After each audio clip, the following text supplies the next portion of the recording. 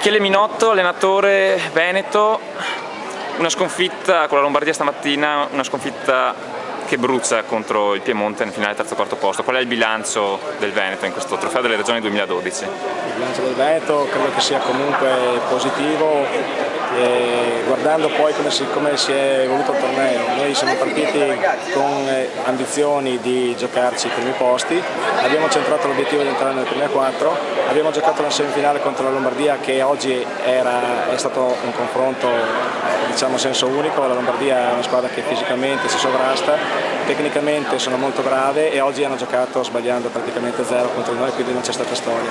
Contro il Piemonte è stata una gara equilibrata sul filo del rasoio, finita 21-20, 2-1 e quindi non posso dire niente. Le ragazze sono impegnate al massimo e hanno fatto quello che erano in grado di fare. Quando si decide tutto su una palla sono cose che succedono, abbiamo di fronte a una squadra alla pari nostra e quindi è andata così. Un voto a queste Kinderiadi alle tue ragazze? Le mie ragazze 10 a tutte, sono state splendide. Perfetto, grazie allora a Michele Minotto.